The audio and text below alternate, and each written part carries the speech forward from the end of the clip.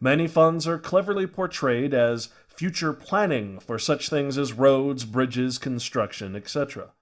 But each of these funds has their own investments, and as the fund grows by return on those investments or from interest earnings, this extra money is kept within the fund. It is often moved into other funds and reinvested there, or may be loaned out or allocated to other government debts or functions.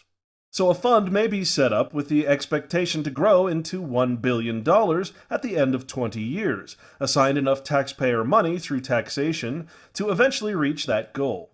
But at the end of that 20 years, or sooner, regardless of need or of the taxpayer's will, there is no contract requiring that fund to be used for its originally intended purpose, and it is often reabsorbed into the government or other funds and investments. Or, the principal balance of that fund will be used for the required road, bridge, or other project, but all of the profit from that investment fund goes elsewhere. There are multiple types of these funds for each incorporated state, district, county, city, local, and other types of governments. Sacramento County is, of course, invested in the California Public Employees Retirement System, or CalPERS. And the more government employees, the better for the fund, since each employee enrolled in this pension fund for state workers requires by law that their state employers contribute to the fund as well.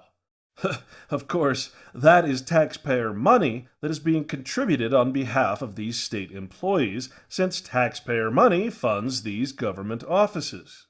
Thus, the intent and motive for the creation of government jobs and the hiring and firing of state employees is based more on profit for the state and local pension funds, way more than it is for just government-related business need.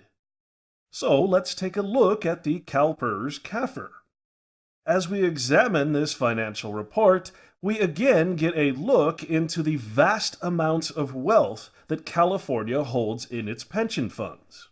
Dwarfing the California State Teachers Retirement Pension Fund, the CalPERS Summary of Investments for its Public Employee Retirement Fund shows a total investment value of $197,102,773,341. It also shows real estate investments at almost $20 billion. Now on page 93 of 198 pages, CalPERS makes a very lame attempt at trying to show that it reinvests in the state of California, with California investments totaling $14,877 million. However, in this almost $200 billion fund, it's fairly obvious that CalPERS is invested in Fortune 500 and foreign corporations. And here again we have the largest stock holdings for CalPERS, and it appears to be the usual suspects with stock investments in ExxonMobil Corporation at 14.2 million shares, Microsoft Corporation at 23.1 million shares, Johnson & Johnson at 7.6 million shares, AT&T at 17 million shares, Procter & Gamble Company at 8 million shares, International Business Machines at 3.9 million shares, Chevron Corporation at 6.1 million shares, J.P. Morgan Chase Company at 11.1 million shares, Apple Computers, once again at 2.5 million shares, and Walmart rounds out the top 10 at 7.2 million shares. It also lists its largest bond holdings, listed in thousands and showing billions and billions of dollars worth of bond holdings. And it seems like everybody's invested in the Tennessee Valley Authority. And interestingly, and what seems to me a bit of a conflict of interest, is that it's having J.P. Morgan Securities as one of its larger brokers. I find it hard to believe that there is not some conflict of interest in having major stock holdings in the company that is your broker. And we see that the total commission and broker fees for the pension fund is $84,418,000.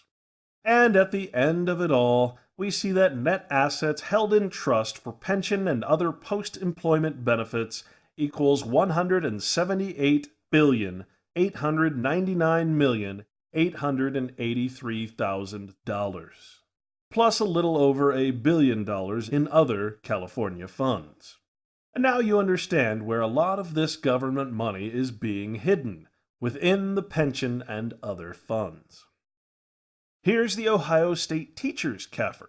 And once again, similar to CalSTRS, though on a lesser scale, we see that net assets held in trust for pensions and other post-employment benefits are at $8,024,889,206.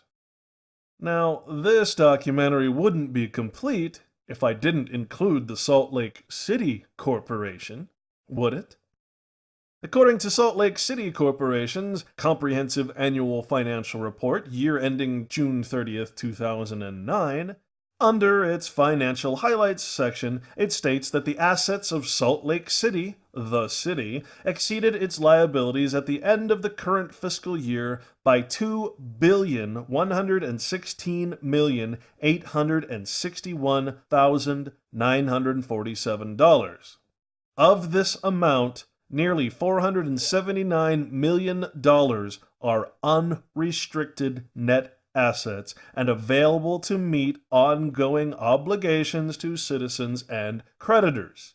Net assets for year 2009 increased by $65.9 million. It also states that the city's governmental funds reported combined ending fund balance of $119.2 million, an increase of $28.7 million compared to the prior year's ending amount. Of the combined total fund balance, almost $44 million is available for spending at the discretion of the city, unreserved and undesignated fund balance. Here we see just how much the city receives in property taxes at $66,608,000. Other taxes it receives at $75,650,000. And the total liabilities and net assets equate to $2,589,079,000. It even lists its component library unit at a value of $34,377,000. And finally we come to the revenue section. General property taxes at $66 million, interest it receives from investments at $2.3 million, and the personal thorn in my side, parking tickets at $3,969,193. Licenses, permits, fines and forfeitures, assessments, interest, intergovernmental, parking meters, charges for services, contributions, sales use and excise taxes, franchise taxes.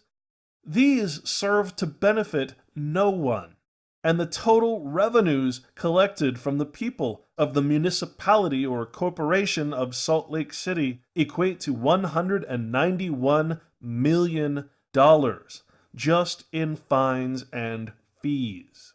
Again, we see corruption at its finest. And we see that the fund balance, which represents all of these fees and other usurious activities, is in the black at $24,258,000.